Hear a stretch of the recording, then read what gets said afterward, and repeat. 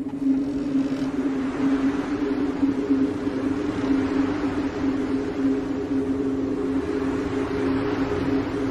want a sandwich.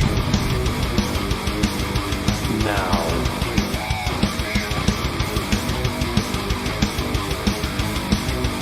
Oh, sandwich wench. Yo, wench. Sandwich. Now.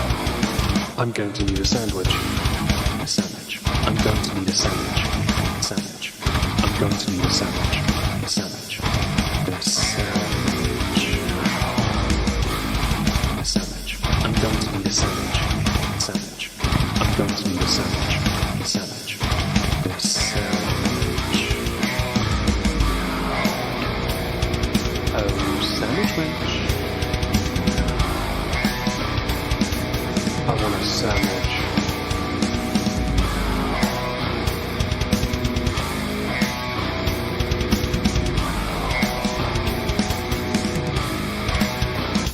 Sandwich.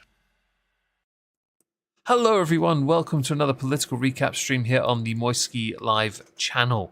Joining me to talk about, well, one topic, because nothing's been happening in my neck of the woods beyond bullying and I'm a celebrity, is my scrumdiddly-umptious co-host, TrupsLP. Say hello, TrupsLP. Hello, TrupsLP. How is Trups today? I'm excited more for tomorrow. Tomorrow I'm going to a Ren fair, and I get to spend the day walking around with some people. It's going to be fun. That sounds awesome. I'm very jealous. I get to fix a roof and then make videos for December. That's not as fun. I might buy a donut. Oh, well, okay. We have silver linings, really. The only other thing is I've got a bottle of something called Loch Fyne, which is a whiskey, but this one's a chocolate orange liqueur whiskey at 40%, and it smells amazeballs. And I want to have a glass. I bought this for Christmas, and I really want to try it. I even put a sticker on the side of it, a custom sticker they put on it. It simply says, because it was an old phrase my uni friends used to say when you have a drink in front of you. If they ever said it to you, you had to finish your drink, and they would stiff each other all the time. Someone would order a pint, and then they put a couple shots in it. Oh, I remember you telling me this. Well, it's like the old international drinking laws, but then it would be consume the beverage, and they'd have to finish it. If they dirtied that pint, they're fucked. So I put it on the side of that bottle because I thought it'd be hilarious. Oh, good. Yeah. But nothing really exciting going on mine. I'm beyond the Nerf thing, and that's. Oh yes. Did you do anything fun this week at least? I've been working my ass off.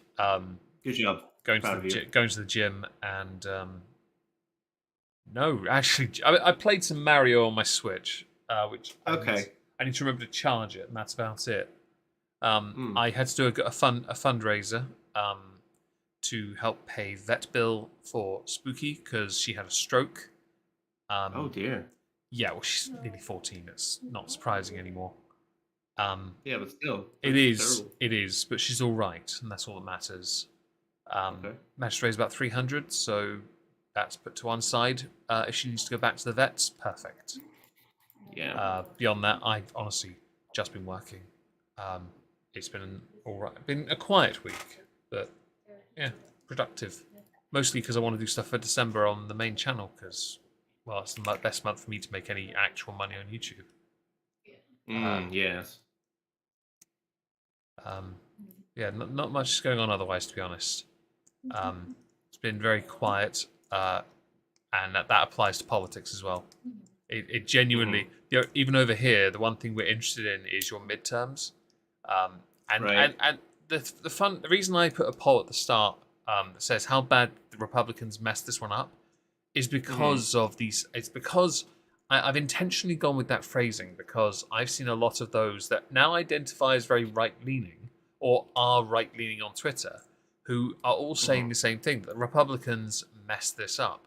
I mean, we can all have a discussion, and quite a valid one, when it comes to Fetterman and Dr. Oz. Yes. Right. Now, there's a discussion there. Lauren Boebert, or whatever her name is, there's a discussion there as well, in fact. That one's close and contentious. But the Fetterman one, He literally said when he won, "I don't know what to say," and the first words that came into my head were, "I'm not surprised. Your brain doesn't function." Right. Yeah. So for the recap, so our midterms happened earlier this week. Recapping up those things, one of the more notable races that turned into different directions than people expected was the Mehmet Oz John Fetterman race in the Senate for Pennsylvania. Yeah. And as a reminder, the what's his face? John Fetterman was the one who had the stroke. He won, apparently. And I say apparently just because it seems, I don't know if you remember, but there was this long conversation about how it may take a while for them to count up all the votes, especially in Pennsylvania. And then suddenly it was just like, no, actually he just won. I was like, oh, okay. I guess we didn't need to worry about all that other shit that we were talking about before. But okay, sure, that's fine. Mm-hmm. But yeah, so Fetterman wins, and everyone's kind of shocked. I mean, I was shocked that he won, but then I had to be reminded he was against Oz. Mm-hmm. That's fair. And I knew nothing of him until you told me. And it came back and I was like, actually, to be honest, they were given a choice between somebody whose brain is clearly hardwired to, caffeine and just spouts anything that comes out of his mouth instantly as fact. And then you've got a guy who can't talk. True. There's not even a lesser of two evils here. This is just phone it in. And it wasn't even it wasn't that close. No, that was the part that shocked me. So there's actually another person who on there was a representative from Pennsylvania who did the borderline impossible. There was a man who had passed away from leukemia a month ago. His name was Anthony DeLuca, and he was a state rep. He won, and also is dead. Oh. Now, some people may say, "Oh, is that cheating?" Maybe, but more likely they didn't take him off the ballot, and people just hit D. So then he just wins. And they're going to have a special election now to finish that seat. But I mean, if we go down that kind of mindset, then that's probably what happened with Fetterman and Oz too. Okay. Like, likely it was probably the same people who don't even care to look if their candidate is alive, who just pressed D and moved on. And that it makes me sad, because a lot of people will talk about the low information voter. They literally are the ones who have the potential to actually hurt your country, because if they're not actively participating in the system, then they're actually kind of hurting your chances by virtue of being the way that they are. Yeah. If you don't actually care to at least look up who if your person is alive, then maybe you don't need to be voting. I get you. And I don't know. What do you think? Do you think that do you think voting, first of all, should be an easier or harder task to do? It should be easy. It shouldn't, but I do also think, based on integrity, we are at a stage now where how one makes it easy is not going to be as simple as simply showing up with valid ID and casting a vote. Necessarily, there are these silly little systems we have. There are two different versions, and this is where the discrepancies are arising now, I think. I get why they exist, though. They are right to exist. But we're at a stage now where they're now causing problems. if that makes sense. Yeah, no, that does. Somebody in the chat says, "Trups, why can't America count the votes fast?" Because they Um, can't count. They don't know how to. there are a couple actual reasons, and it as Chaos was describing, it comes down to local laws. Some do not process votes let's when somebody votes absentee or mail in some places they don't even tabulate or even open the ballots until election day. Other places will basically sort all the ballots and then just report the number on election day. That's not. That's a bit. That makes more sense, honestly. Or what they'll do is they'll take it and they'll basically set it up to be processed. Yeah. And then just go on election day. Okay, so that to me makes more sense to get everything in order and in place first, and then go. Mm-hmm. Once you've got everything. Oregon has mail-in voting. A few states do. I think doesn't your state? A lot of places do. Yeah. Yeah. A lot of places do. So I'm taking the liberty of looking at a map. I'm just going to say now that I get why blue areas are quite densely populated, except for New Mexico. But the red is so everywhere. Yeah. There's so much of it. Thank you, by the way, for the $2 donation, Syria. I really appreciate that. There is a misguided commentary that often happens when people look at the maps. Yeah. Because some people, especially those who are not big fans of the election systems that we have, they will say things like, "Oh, all that area is full of just farmland, like there are no people there," which technically, true. You could argue that with Wyoming, South Dakota, North Dakota, where they have 1 seat. New Mexico only has 3 seats. Montana has 2, from what I'm seeing. Idaho has 2. So the ones that have lowest, yes, there is in those instances, and Nebraska as well, Kansas, Oklahoma. There's an argument with these sort of Central America ones and some of these northern ones, but the majority of the ones you see on the eastern side, no, these are there's a lot. Hello, you. There are lots of seats available, and obviously it's not farmland, please. Oh, yes. Well, a lot of people say, because when you look at the sheer map, the map of the United States, you see red is almost... Hello, cat. You see that the map is overwhelmingly red, but that's also because of districts. Yes. Oh. But I think that's what I mentioned, wasn't it? Yes. Yeah. Okay. But the argument is that some people, especially the metropolitan types, will say that our system is not accurate because nobody lives there. And look at how much of that map it shows. There's another map where it shows a density where they are dots of several sizes, basically describing the population density of all these areas. And of course, then is what you see is all these little red dots all throughout the Midwest. And then you see these large blue dots on things like Los Angeles and New York and places like that. And I think that misses the boat, however, because there is a large amount of people who don't vote in some of these places because they just don't think that their vote matters. If you took every person in, let's just say Kansas, every person, and you had them vote, I imagine you would get still a large majority of Republicans.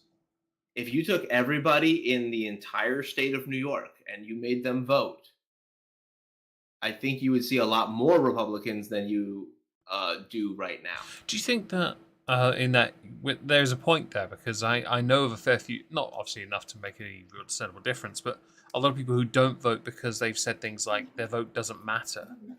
Do you think that sort of jaded perspective is why people don't vote? Because they realise that in areas like that where they want to be, but their opinion isn't as, or regarded as, either correct or important, they know there's no point for them to vote because they can't make a difference. I think that is entirely why you see those kinds of problems. Actually, Yeah.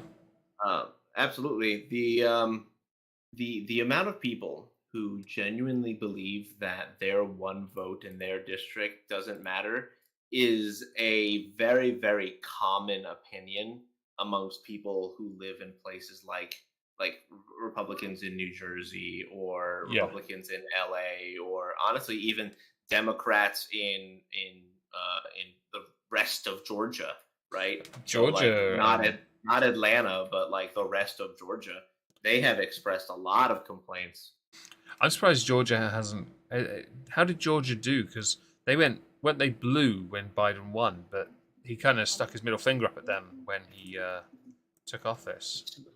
There is a it depends on which race you're talking about, and also I guess it depends on which Well, the candidate you're governor, talking about. the governor is red now, I believe. Yeah, well, it's the same governor that they had Yeah. previously, Brian Kemp. Um, I'm trying to think of who else is involved in there. I believe you also had that was the Raphael Warnock and Herschel what the Walker. hell else? Yes, thank you. Yeah, that was their election. So what's going on Do we know with what's happened there yet, or? yeah, so I believe their election was so if they don't their state law basically says that if nobody gets over 50% of the vote and they each get like 48 or 49, then it goes on to a runoff election, which is basically let's do this over again in December. They will basically rehash the election with just those two candidates on the ballot. Um, and it's a barrier to entry that they have to have their supporters go out again and vote, which some you could argue is a good system or a bad system. I don't necessarily know if I have an opinion actually on that, because that's just I don't like it instinctively, just because like if this is election day, then that is election day and whoever wins wins. Yeah. I like um that. What I've seen is that in this prevailing defensive of, first of all, Biden still thinks he can win the House because of Arizona, and there's a point there. He still could. And because as president, while he knew he was going to lose the House, he didn't lose it by much, which means he's done really well. So he took a lot of credit for it, and people were giving him a lot of pats on the back for his quote unquote efforts. The man was asleep. But I don't think he did shit. I'll be honest. He was asleep the whole time. Basically. I don't think he did as much. I think it can be argued, because I keep saying this, conservative types don't know how to stay in a winning position. That at the moment, the Republican Party don't know what they are right now, because there are still some that are more, let's say, centre right, some that are a little bit further, and there are those who are considered the alt right extremist MAGA chuds. Right, you have a fight between populace and establishment. Yes, and that also, optics wise especially, can just be used as well, and that will harm them. Absolutely. I'm somewhat surprised that with this we didn't hear an announcement from Trump saying he was going to run in 2024. So about that, there is an announcement that he is apparently going to give sometime this coming week from Mar-a-Lago, and many people speculate that it is his "I'm going to run" commentary. So they're expecting that announcement after the midterm, which it's honestly not a bad idea. There's something interesting about that, because I would have thought he would. Hang on, I've got to let the cat down. Okay. I would have thought that with that, that he would run with DeSantis, but DeSantis just won re-election as governor, and DeSantis he's kind of thrown a shot at DeSantis anyway. I remember he was one of his recent rallies. He had said something about DeSantis and call him de-sanctimonious. Yeah, so if you want him as he's your best chance. That guy. Yeah. Realistically, DeSantis would have been the best option. Although DeSantis is still fairly new to politics as well. As far as high office. Question for you in the chat from Syria, by the way. Thank you for the $5 donation. So what is your opinion of mandatory voting like in Australia? I actually disagree with that because, unlike Meg, I actually think that voting should be hard. It should at least come with some barriers. Clarification. I think it should be easy, but I want it to be secure. No. I want it to be difficult. Oh, like, right. Okay. I want you to have to like no mail-in voting, absentee only if you are serving your country overseas. How'd you vote again? I walked into the place and I voted like on site. Oh, it was someone else. I remember somebody saying they mailed in voting. I thought it was you. My mistake. No. I walked there. I went to the school that's down the road and I went. I think you have to actually get up and go vote because too many people just fill in votes not caring or paying attention at all, and they just send them in. And then those are the people who have to make decisions for our future thing. I also think that I agree with some people's sentiments that you should remove party affiliation from voting ballots, so that you don't actually know what party that person represents, so that you actually have to know who the fuck that is before you vote for them. Okay, so I didn't know that's a thing. I've never heard of that. It's not a thing. That's the thing. You have that list. I presume you guys on your ballots have like Labor or we vote for. We have the our election. We don't. Ours is obviously like Congress. It's done solely on those campaigning in our constituency. So I basically think that you should literally have to without the assistance of all that other crap that I just mentioned, like all the the labels next to them from their party. I genuinely think that you should have to learn who it is that you're voting it in. So that is actually something I do agree with, because I want it to be easy, but I want it to be easy because people understand what they're doing, and that's something I want it to be that way, so it becomes an easier process. The problem is, much like much in many countries, there is a level of apathy involved, and in my country, it's very much prevalent. We're a lot smaller, so yeah. And people aren't as interested or invested, or they're just so set in their ways. Like in your country, many countries, they're not interested in who it is; they're just interested in making sure they toe the line.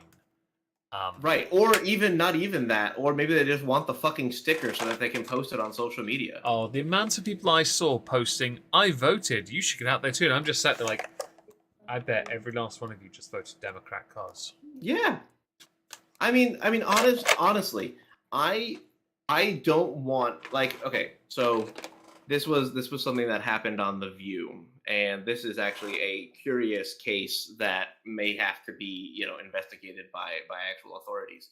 There was a guest on The View who said that they handled essentially their son's vote.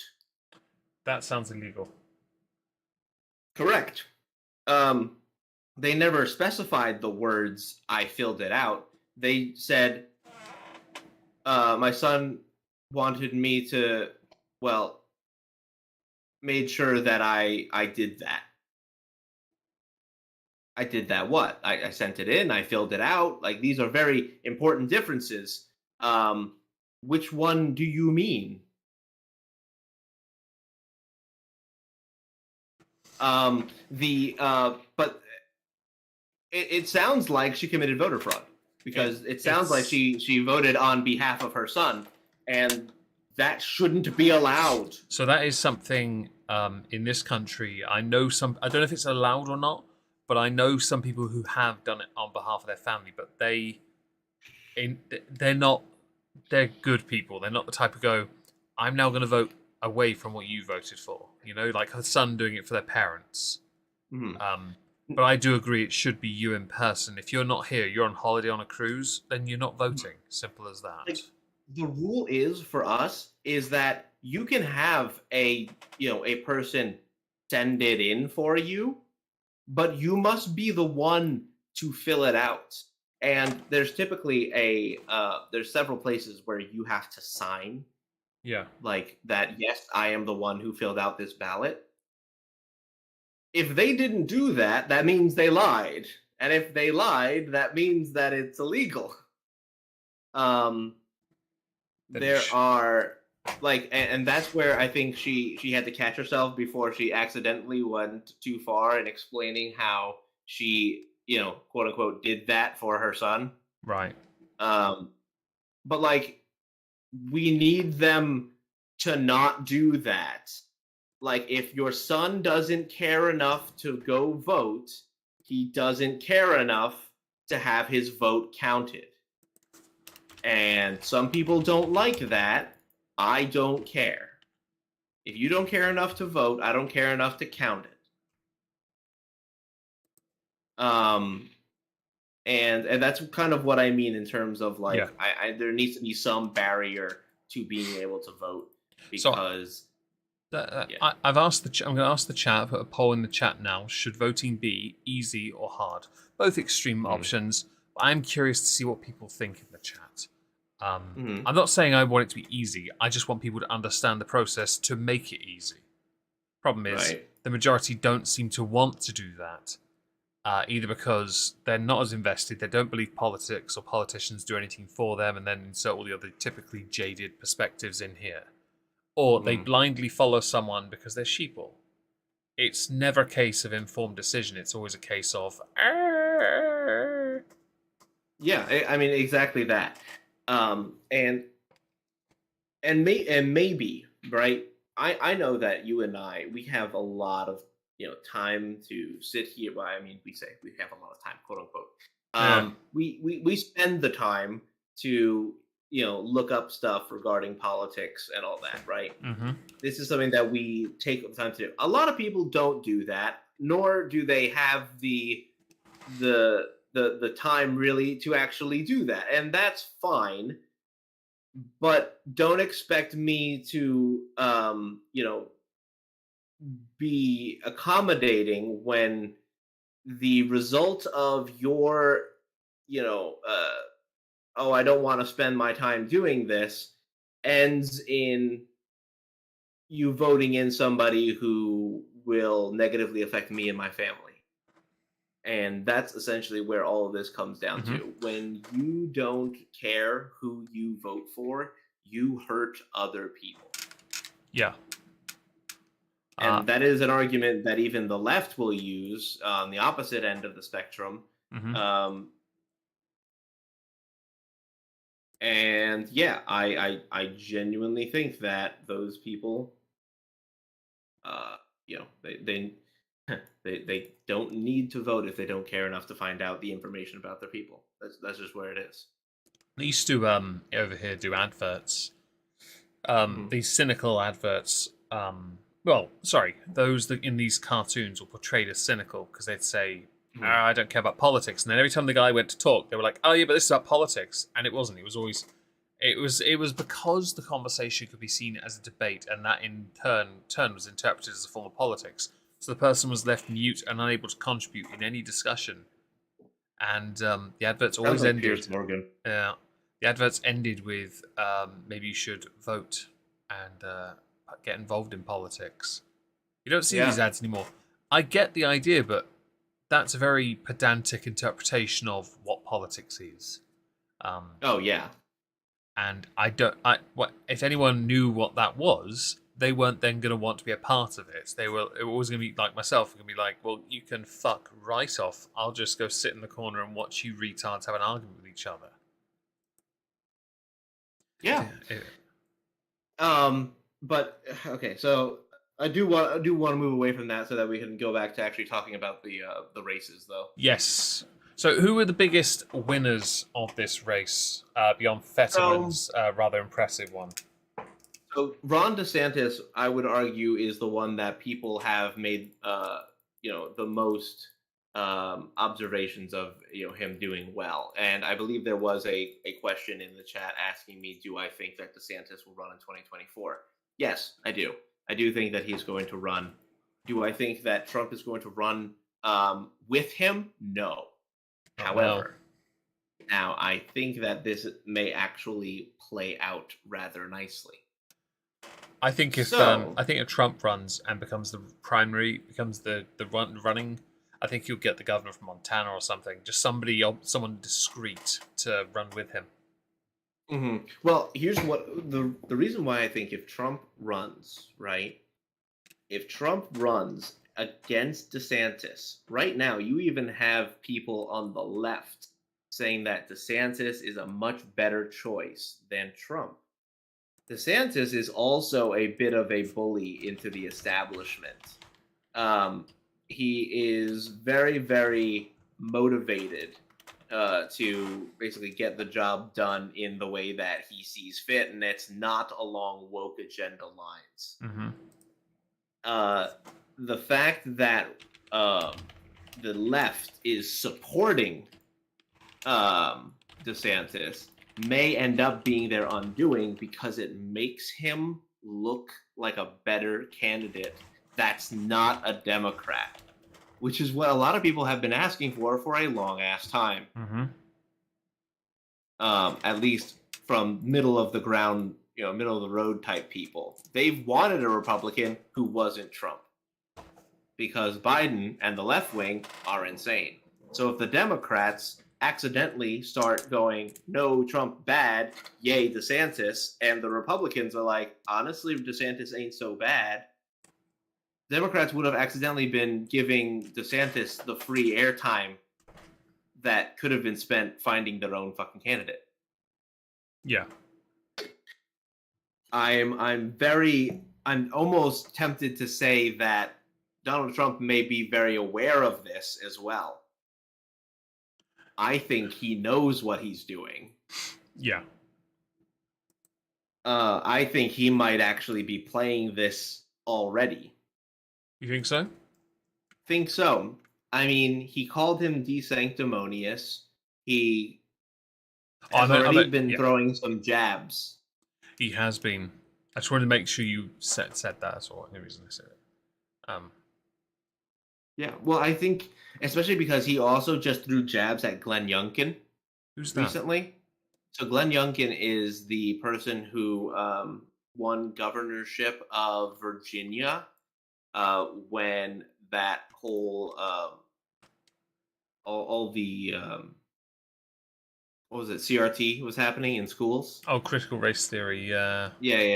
So the battleground for that was in Virginia, and Glenn Youngkin basically won out in the election, basically supported by mothers and parents of school children, basically saying like, no, this is not what we want to be teaching our kids. Like, revisionist history is not how we want to go about this. Now, he took jabs at Glenn Youngkin, which makes me think that it's a possibility that the future that we will see is going to be a DeSantis-Youngkin ticket later on down the road. And honestly, not a bad idea. I'd kind of like. What do you think? I mean, it'd be an interesting one. I could think of one that's quite popular that could probably do as well. Because somebody else, another governor, had recently won and laid the smacketh downeth on a certain Beta O'Rourke male. Greg Abbott, yes. I think Greg Abbott would be a fantastic running mate for one of them. In fact, Greg Abbott and Trump would be a big one. Although I'm sure someone would say, but he's in a wheelchair, he can't function. Oh, disagree. FDR was in a wheelchair too. Yes, but that in this current age of social media, come on. It's not the same. What do you mean? In today's current age of social media, he would be a champion of ableism, or I guess not ableism. No. No, you don't think that the young woke TikTokers wouldn't say, "Oh, look at Greg Abbott. He's in a wheelchair. I identify with that because I need representation." No, because he's Republican. Yeah, but that's a minor. You have to weigh the balances here. I'll be honest. You and I both know how it's interpreted. And I Oh, of wish it course would. I Be, do. I wish. see what they say I about black wish. Republicans. Well, yes, they're all Uncle Toms apparently. I would, of course, love nothing more than to see more bases covered, and obviously those who have served for a long time, those who have been have operated in high office, and those who have the experience take that job. And this is where you say, but Biden has done this, and you're right.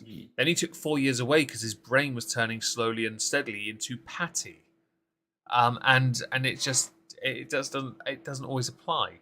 I think there's obviously an age issue there as well. But Greg Abbott is nowhere near that, I believe. Let me quickly see, how old is Greg Abbott? He is 64. He's 10 years younger than Biden. He could do all right. Oh yeah, totally.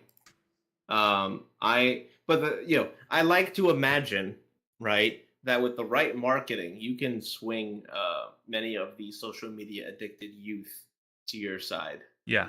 By the way, for those who don't know, Greg Abbott won re-election as governor with 54.8% of the votes to 43.8% for beta male.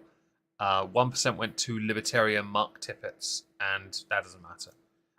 Interestingly, I'm looking at the map of the districts in Texas, and I keep getting told Texas is going to go blue. If it goes blue, it's going to be like Illinois, in the sense that one place is going to dominate the entire state.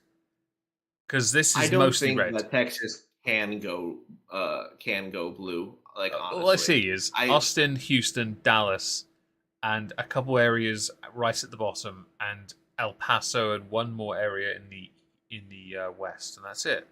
It's so it's not fam. It's so red. The only way that a place like that would be able to go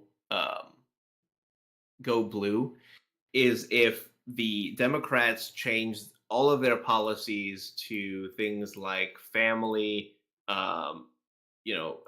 border security, things like that. If they do anything else besides that, they will never turn, because you're not competing for actual party affiliation.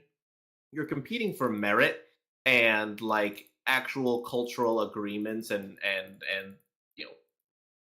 differences in actual opinion, right? Like, the actual problem is that the culture of Texas is different than what they want it to be. Yeah.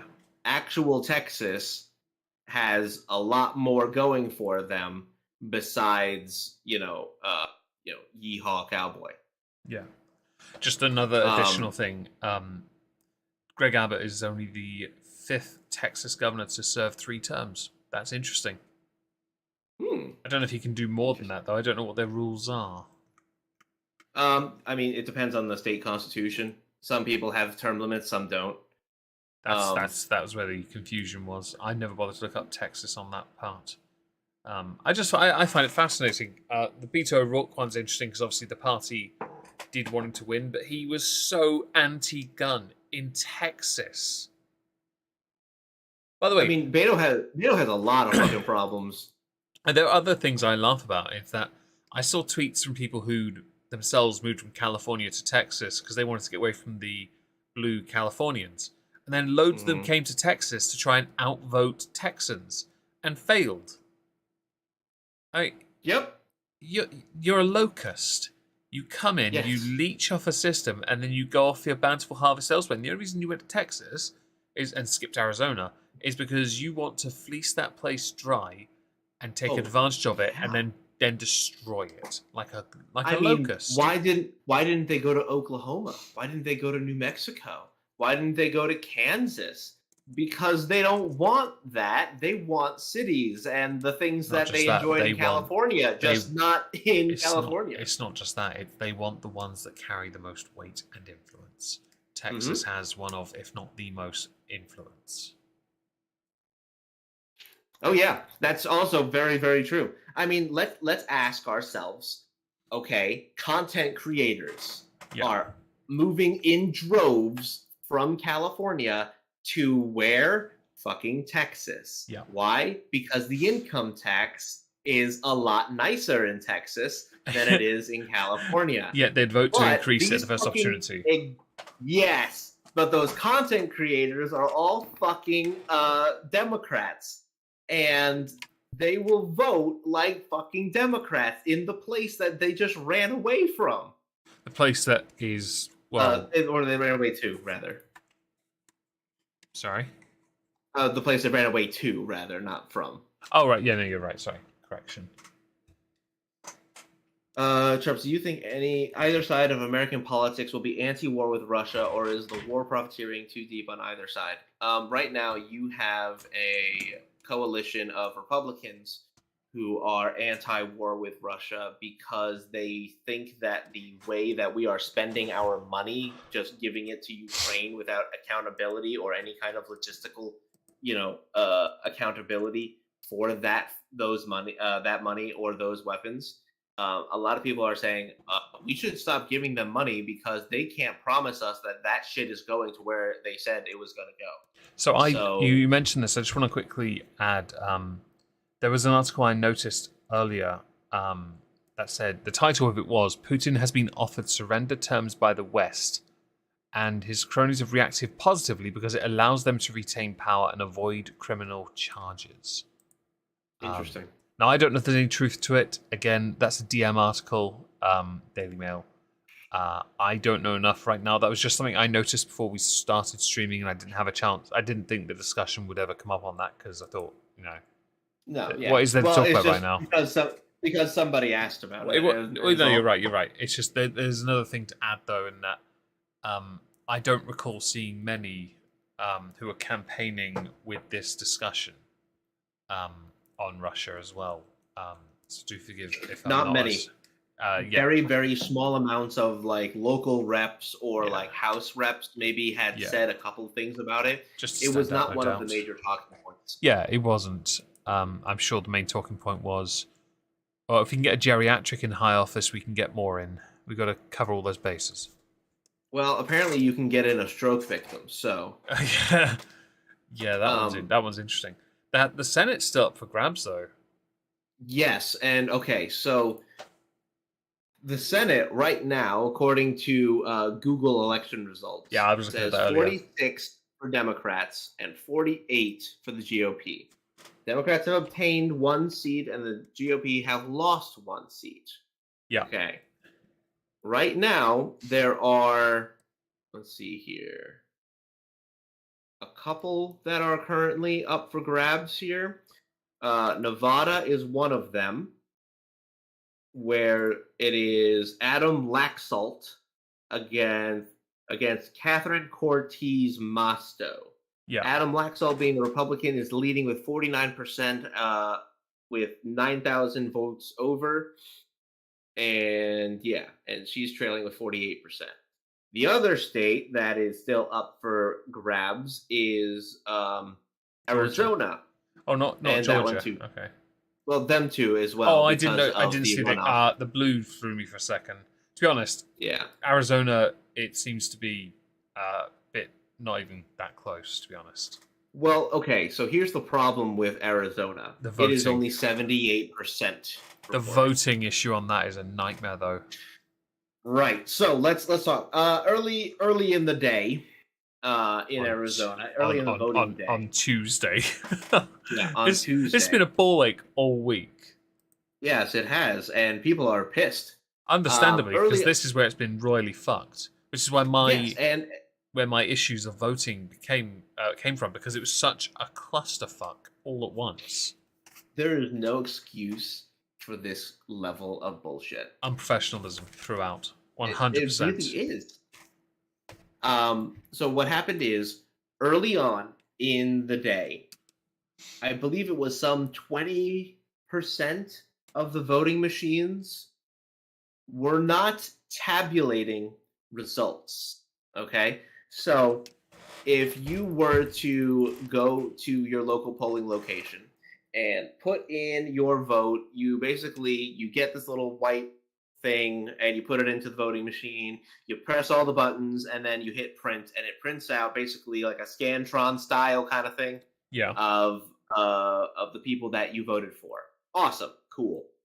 Then you would scan the barcode on that, and then it would feed it into the machine while scanning the barcode. It wasn't actually tallying votes in like 20% of the districts in Arizona. Okay. And so this got picked up by the media, and obviously people got suspicious. Yeah. Because what do you mean it's not counting votes?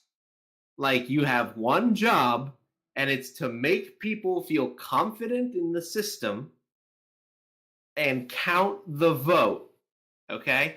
They failed that process by making people so concerned that they left voting locations. Like, if they were in line waiting to vote, not having checked in yet, people got up and left locations and went other places.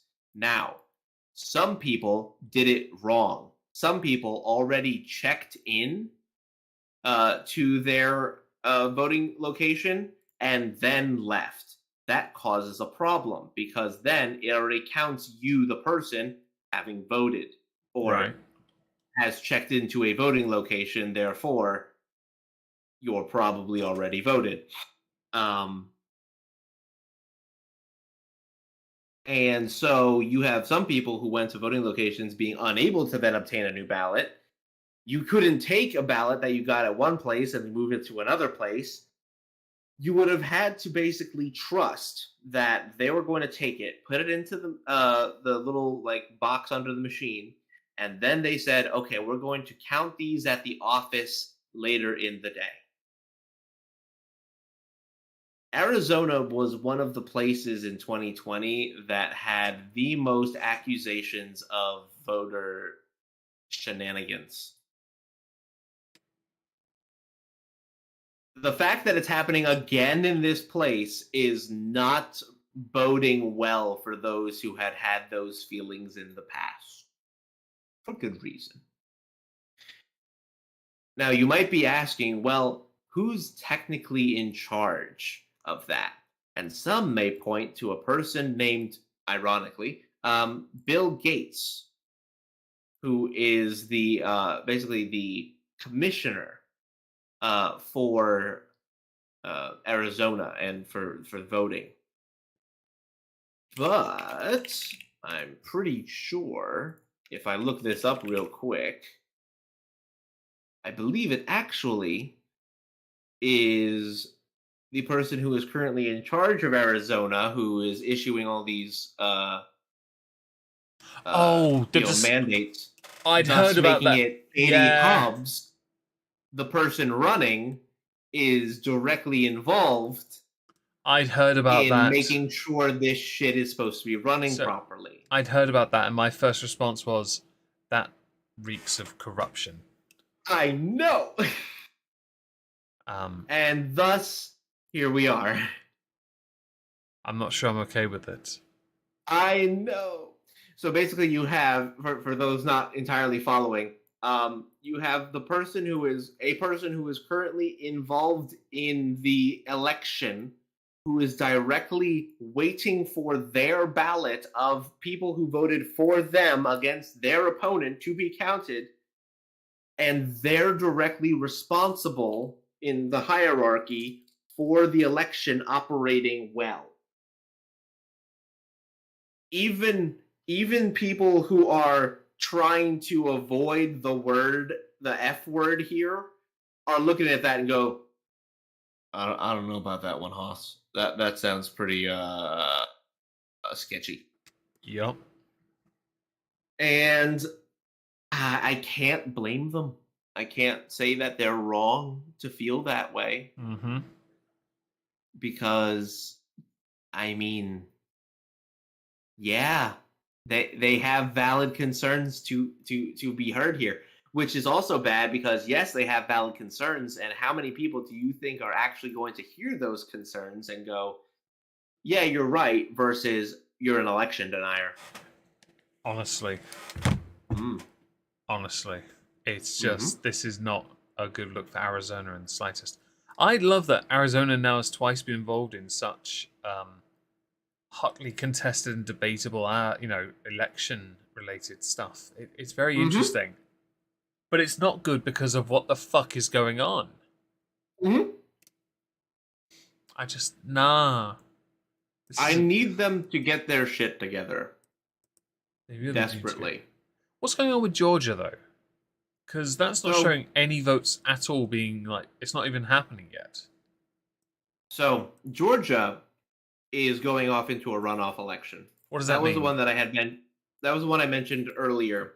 That neither Herschel Walker nor Raphael Warnock got over 50% of the vote. Therefore, in December, they're going to have a special election to just handle those two. Okay. No one else is on the ballot, just those two. So that's interesting because I've seen some people say that if you don't even get 50% of the vote, you shouldn't be allowed to make the decisions of the state or of your country. And I don't, when there's more than one candidate, I don't agree with that statement. But if there's only two, obviously it's going to be that way because you've only got it's called basic numbers. Right. Well, that's why they do the special election. So that's interesting because in no one the holds regular the election, you have libertarians. How many have write-ins? How many Senate seats are up for grabs in Georgia? Then it's just one, or is there two? I think it's just one. I believe it's just one. Okay. How many Arizona? Is it one as well? I believe it is also only one, but let me check. Okay. Yes, just one. Okay. And right now, Mark Kelly is leading by about 120,000 votes.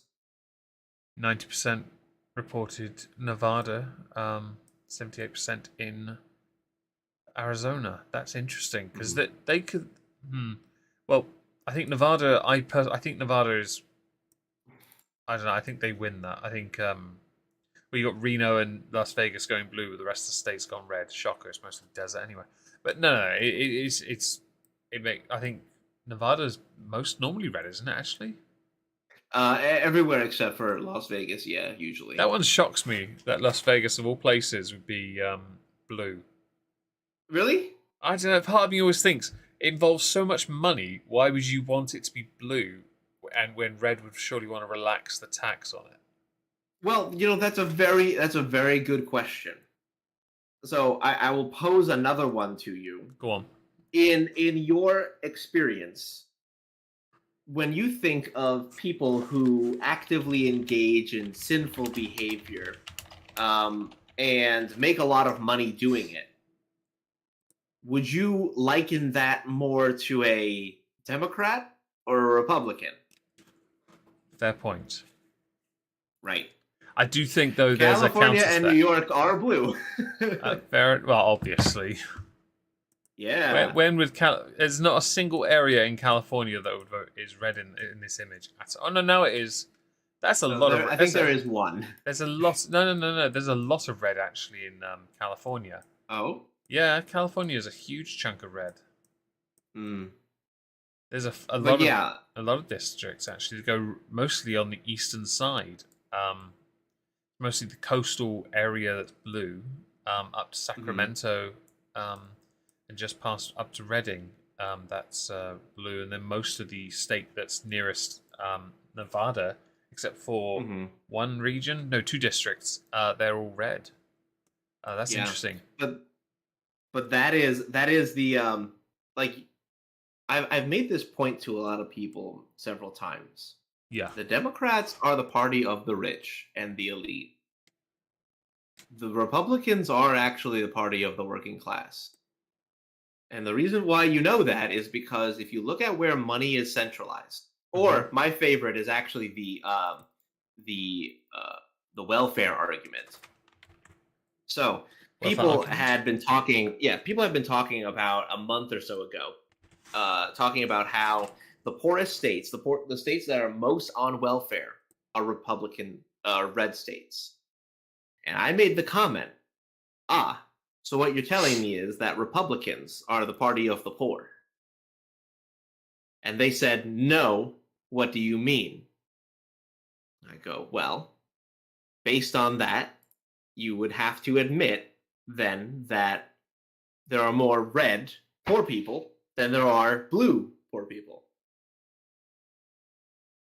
And they didn't like that because that meant that their entire argument against, for being like for the lower class, hey, we're here to help you, it goes out the fucking window,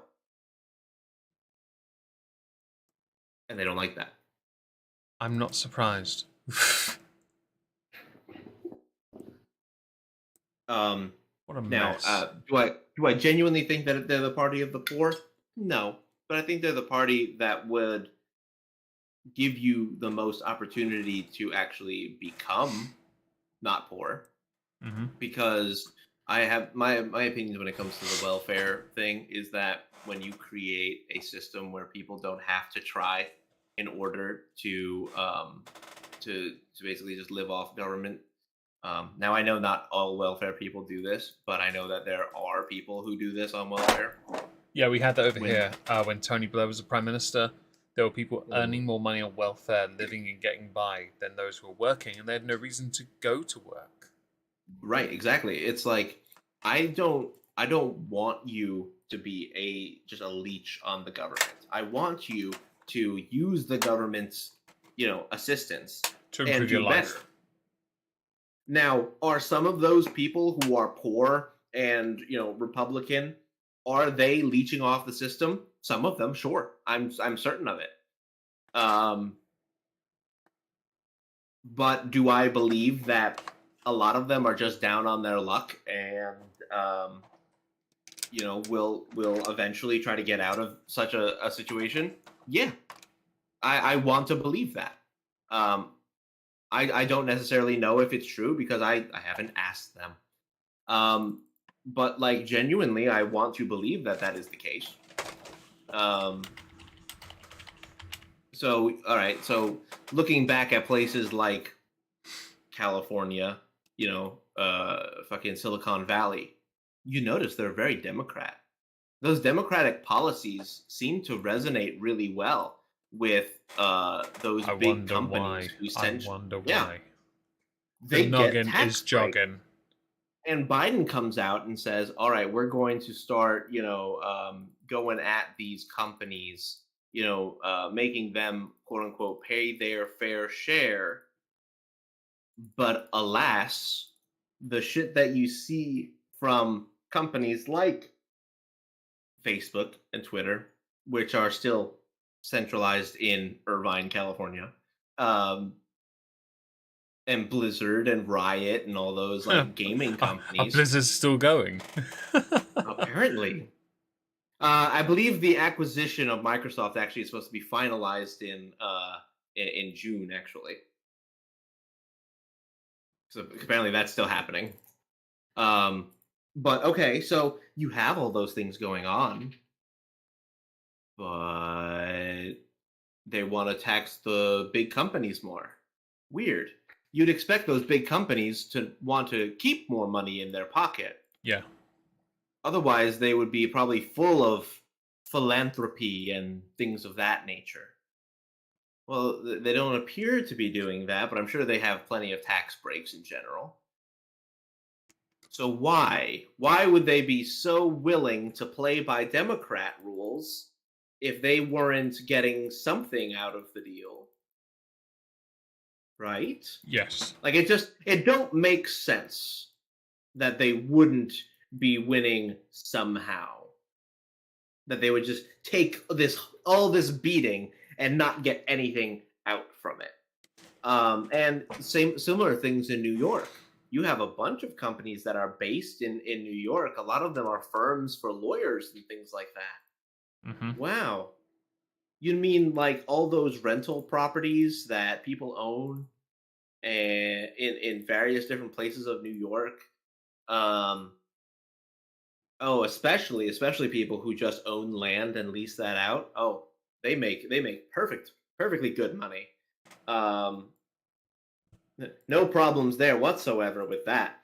I have a question regarding the Sure. midterms.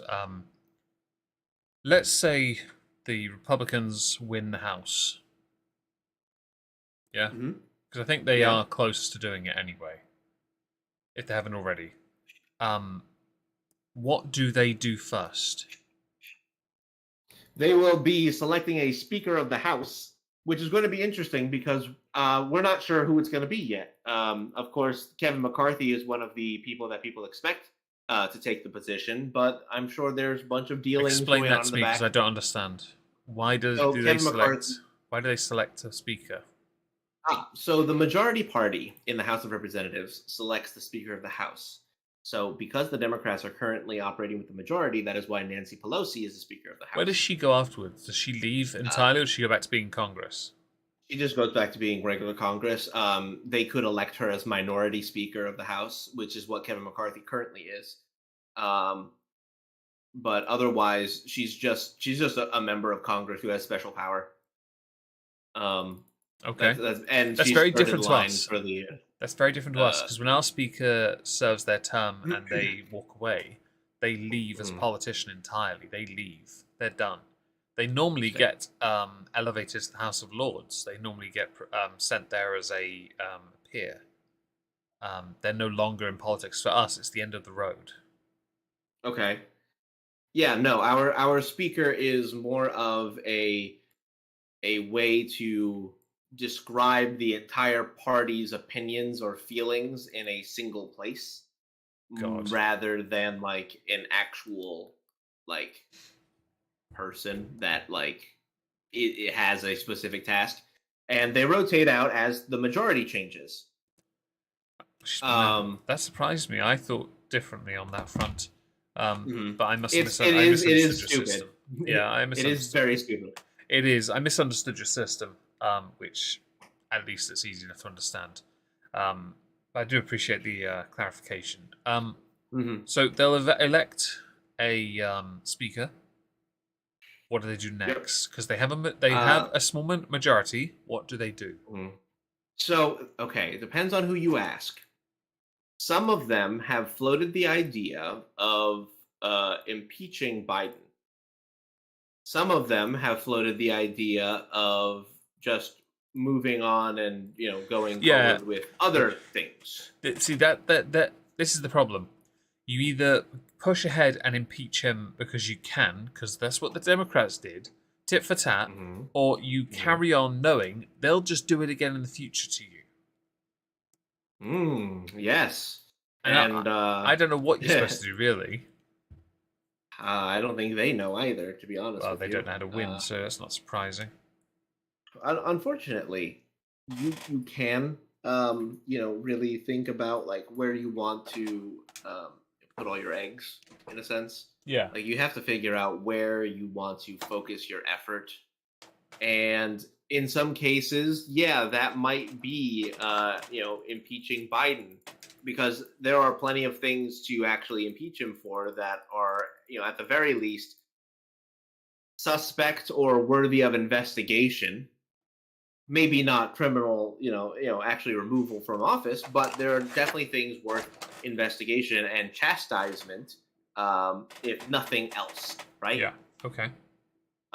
Things like his son being using, Biden's influence to further his own career. So this one has to be discussed because there's too much evidence out there now that confirms it. Oh yeah, it has to be, and it's not even a tit for tat now. This is blatant. Biden has to talk. He has to talk about. I mean, he can't talk at all, but this has to be dealt with, and it's not a case. Yeah. And it will be used by many in mainstream media certainly as a. Oh, you're only doing this because we did this to you. Yeah, you did it with no evidence, and you somehow impeached because of party lines. Because there's no intellectual honesty and integrity with any of you pricks. This is being slapped back at you because there is enough proof of it to confirm it. Yep. And some people will, take that and actually run with it. And some won't. We will see if the Republicans in the House actually choose to do that. I mean, the other thing they could do, if not the impeachment of Biden, is they could actually start looking at what's going on at the border. Now we've had the border has not stopped being, an absolute clusterfuck. Oh yeah. We still have, I think they tabulated for October, like 65,000 getaways. How many? 65,000. That's too many. It's that is a repeated thing. Like, this is month after month. There are people who are escaping into the country Yeah.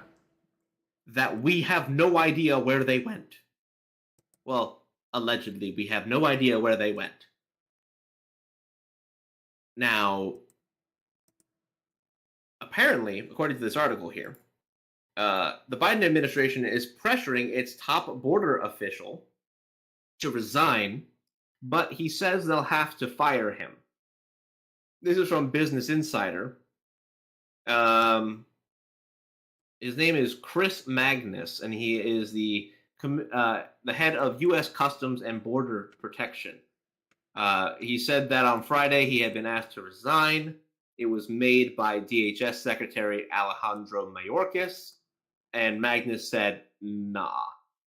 Okay, so right now you have a man who's literally not doing his job. Yeah. Right? And he was told, you should probably resign. And he said, no, you will have to fire me because that way I get a severance. Oh, that's interesting. Oh, yeah. I want them to fire him with no severance because of him not doing his fucking job. According to what he told Business Times, it says, I expressed to him that I felt there was no justification for me to resign when I still cared deeply about the work I was doing and felt that the work was focused on things I was hired to do in the first place. Interesting. Magnus oversees the federal government's largest law enforcement agency, including members of the U.S. Border Patrol. The U.S. Border Patrol has come out on several occasions saying about how badly they are being restrained from doing their job. That comes from somewhere. Mm-hmm. So that means that this dude is directly responsible for that. What I find interesting is that he said that I'm doing the work that I was hired to do. Interesting. Can you elaborate on that? What were you hired to do, sir? Because if it has anything to do with keeping our border porous, then you're doing a great job. And yeah, fair. I might not expect a resignation too if I was hired under false pretenses. But I guess that they are no longer happy with that, with what they've got going on the southern border, so that they asked him to resign. I hope he goes away, but let's also not forget who else was placed in charge of the border in the Biden administration, who also has a bad habit of never doing her fucking job. Kamala Harris. Wait, you still have a vice president? I forgot she existed. I don't know. I think she's just waiting for the old guy to croak. Oh god, can you imagine her as president? You don't even realise she's vice president half the time. When she says something, she says something that's actually stupid. I think I would actually lose my mind if Kamala Harris was brought to actual presidency. Are we talking like meme-worthy screaming, like the No, we're talking like actual, like I'm fallen into a deep depression because our country is a literal laughingstock and it's a fucking circus. I mean, that's good news. That's good news. There is no fucking way that anybody with eyes has been observing what has happened in all of her appearances and been like, you know what? She's doing a great job. I believe in her. Nah, she's just got the short end of the stick. She's been doing great. Bullshit. You're lying to yourself and everyone else. There's no way in hell that anybody thinks that Kamala Harris has done anything in her role as vice president. Like she was in charge of the border. She didn't fucking go. Biden hasn't been to the fucking border. Your job was literally the southern border. Have you been there? No. Have you had the time? Certainly. You have chosen not to go there. Like, there's no excuse after that. There's zero. There's no way in hell that she can be said that she is doing her actual job. So yeah, I mean, It's interesting you mentioned that. I remember seeing Tulsi Gabbard's name trending a lot over the midterms.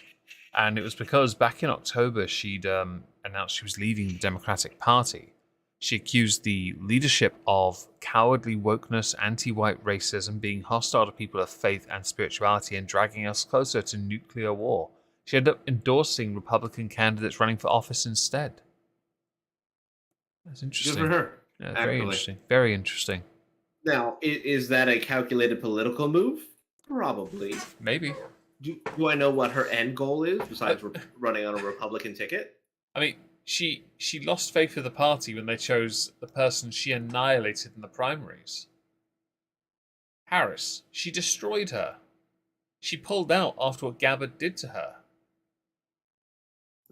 Yeah, I mean, like, after Tulsi Gabbard had made the comments about how Kamala Harris was directly responsible for using slave labor in through the prison system and depriving people of their freedom as well.